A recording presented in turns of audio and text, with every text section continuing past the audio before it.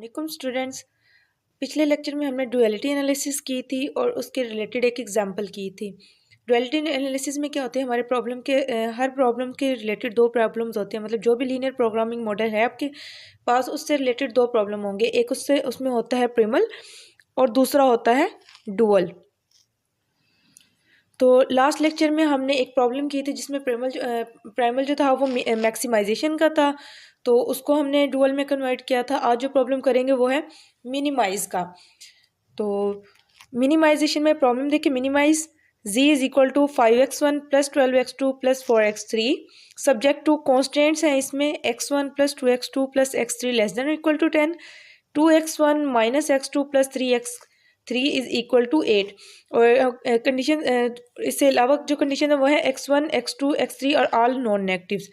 सबसे पहले जो हमारे डुअलिटी एनालिसिस में डुअल में कन्वर्ट करने के लिए सबसे पहला स्टेप जो होता है, आपने प्राइमल को स्टैंडर्ड फॉर्म में कन्वर्ट करना है। तो सबसे पहले इसको स्टैंडर्ड फॉर्म में कन्वर्ट करेंगे। Primal in standard form is minimize, objective function जो है हमारा एज इट इज़ आ जाएगा। सब्जेक्ट टू कॉन्स्टेंट जो है सारी की सारी इक्वेशन होनी चाहिए। स्टैंडर्ड फॉर्म के अंदर सारी की सारी कॉन्स्टेंट जो है वो इक्वेशन होनी चाहिए। तो अब यहाँ पे देखिए, फर्स्ट कांस्टेंट जो है उसकी लेफ्ट साइड जो है वो लेस देन आ रही है 10 से।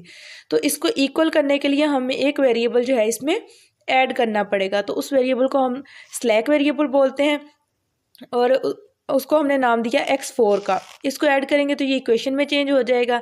सेकंड वाली जो है वो ऑलरेडी इक्वेशन है, तो उसको हम उसके अंदर हमें कोई भी चेंजिंग करने की ज़रूरत नहीं है, वो एज इट इज़ आ जाएगी। और लास्ट पे जो कंडीशन लगाते हैं, all variables are non negative. Next, dual में कन्वर्ट करने के लिए यहाँ पे जितने भी कांस्टेंट्स आ रही होती हैं वो एक वेरिएबल, मतलब उससे रिलेटेड एक वेरिएबल मिलता है। फॉर एग्जांपल यहाँ पर हमारे पास एक ये वाली कांस्टेंट है, तो इससे रिलेटेड हमारे पास एक वेरिएबल y1 आ जाएगा और दूसरा वेरिएबल y2।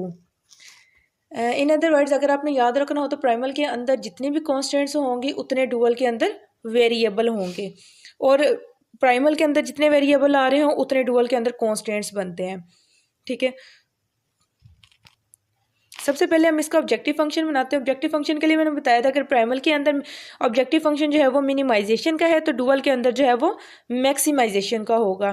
तो अब सबसे पहले ऑब्जेक्टिव फंक्शन बनाते हैं। उसमें मैक्सिमाइजेशन या मैक्सिमाइज, यहाँ पे maximize w is equal to, ये जो इसकी राइट साइड होती हैं कॉन्स्टेंट्स की, प्राइमल के अंदर कॉन्स्टेंट की जो राइट साइड होती हैं वो डुअल का ऑब्जेक्टिव फंक्शन बनाती हैं। तो हमारा ऑब्जेक्टिव फंक्शन क्या आ जाएगा, 10y1 प्लस 8y2, ये हमारा ऑब्जेक्टिव फंक्शन आ जाएगा। इसके बाद कॉन्स्टेंट्स बनानी होती हैं, तो सब्जेक्ट टू कॉन्स्टेंट्स इसमें किस तरह के आएंगे, जो कॉन्स्टेंट्स के अंदर लेफ्ट साइड होती है, लेफ्ट साइड कोफिशिएंट्स होते हैं वेरिएबल्स के, वो कॉन्स्टेंट्स बनाते हैं ऑब्जेक्टिव फंक्शन की। अगर आपको इसका एल्गोरिदम नहीं याद तो इससे प्रीवियस लेक्चर में आप इसका एल्गोरिदम अगेन देख सकते हैं। तो सबसे पहले यहाँ पे देखिए x1 का कोफिशिएंट आ रहा है 1, तो ये आ जाएगा, मतलब ये इससे रिलेटेड जो है वो हमारे पास वेरिएबल कौन सा है, नया वेरिएबल y1।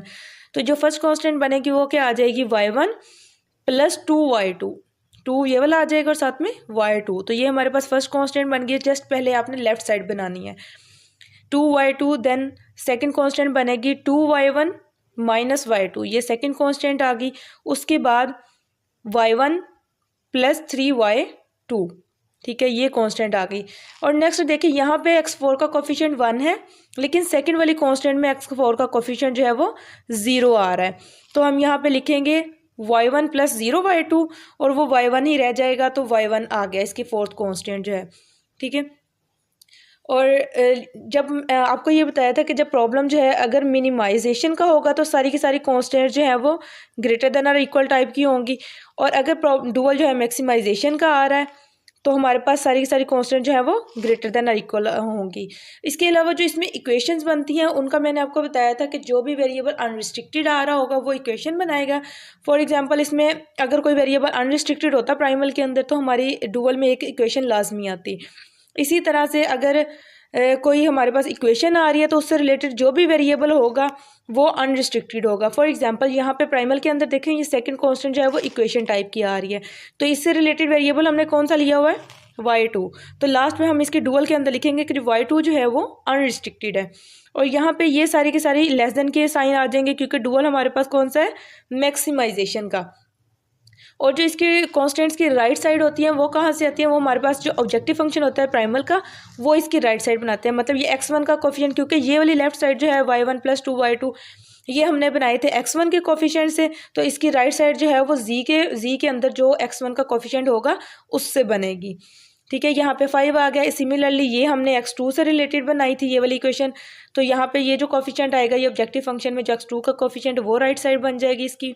सिमिलरली थर्ड वाला जो है वो x3 बन जाएगी।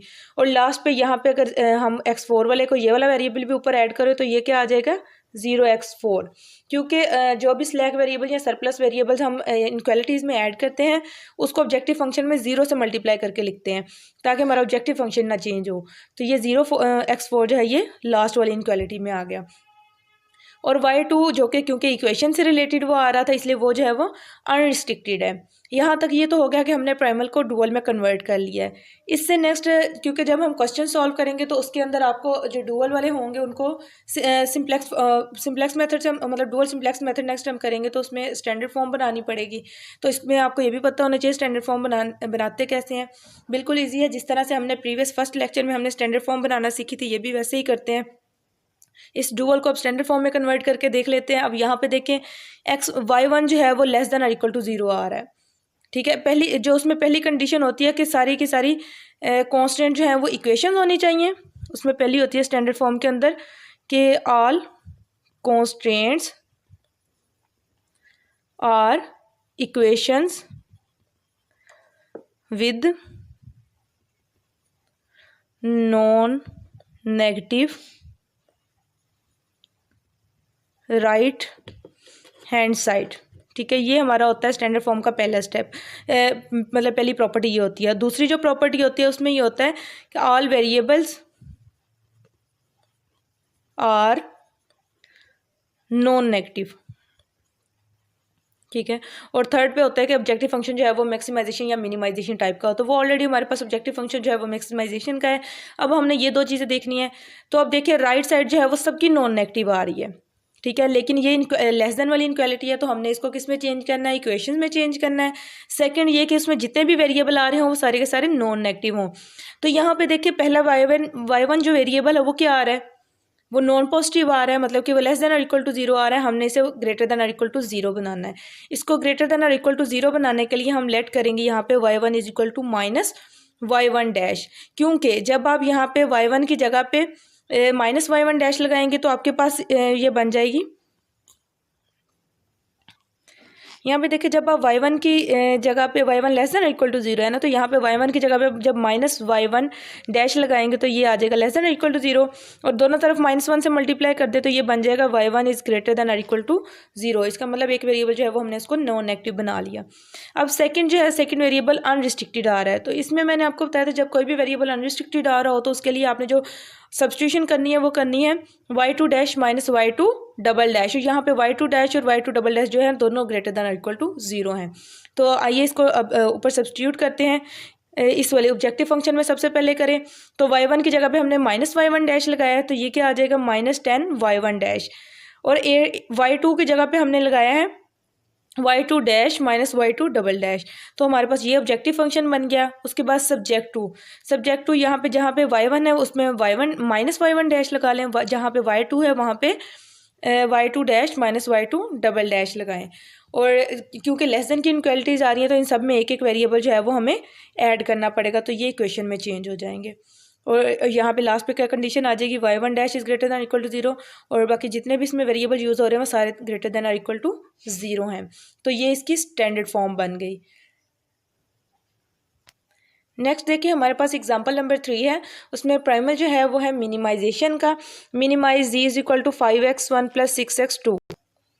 सब्जेक्ट टू कॉन्स्टेंट्स है हमारे पास x1 + 2x2 = 5, -x1 + 5x2 <= 3, 4x1 + 7x2 <= 8 और x2 नॉन नेगेटिव है और जबकि x1 जो है वो अनरिस्ट्रिक्टेड है। तो इसको डुअल में कन्वर्ट करने के लिए सबसे पहले हमने प्राइमल को कन्वर्ट करना है स्टैंडर्ड फॉर्म के अंदर। तो स्टैंडर्ड फॉर्म में क्योंकि एक वेरिएबल जो है हमारे पास अनरिस्ट्रिक्टेड आ रहा है, इसको नॉन नेगेटिव बनाने के लिए हम इसमें सब्स्टिट्यूशन करेंगे x1 = x1 dash -x1 double dash.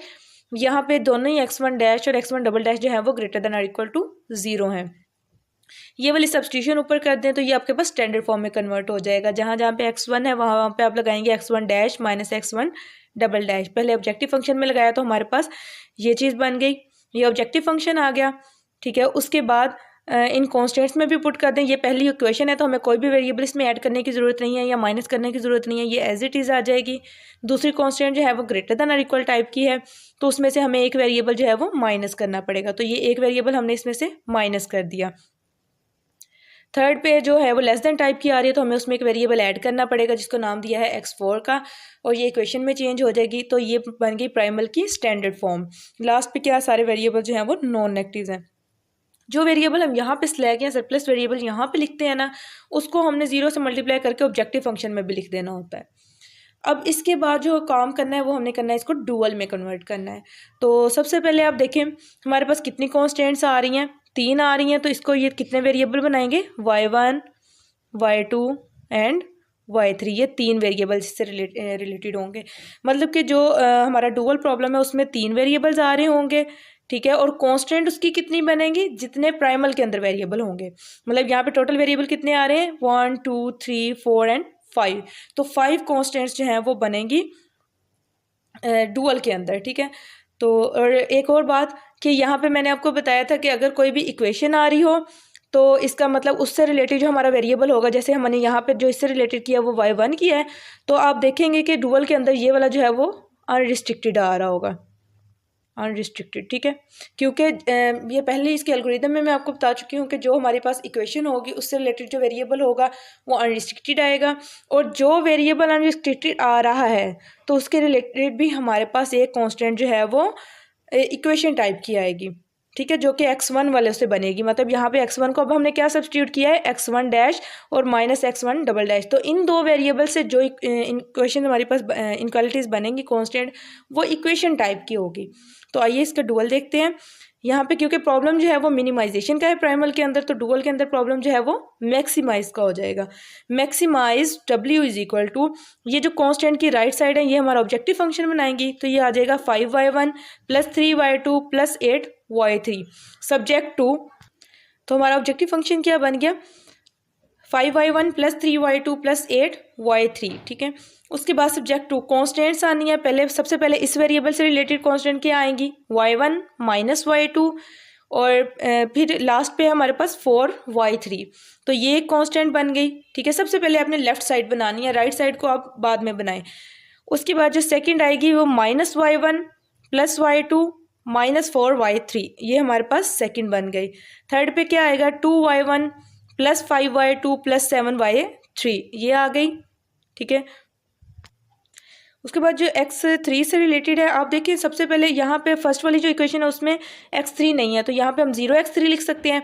तो ये आ जाएगा, इससे रिलेटेड क्या आएगा, 0y1, ठीक है। फिर यहाँ पे -1 है x3 का कोफिशिएंट, ये क्या आ जाएगा, -y2, और यहाँ पे x3 का कोफिशिएंट वो 0 है इस इक्वेशन में, तो ये आ जाएगा 0y3।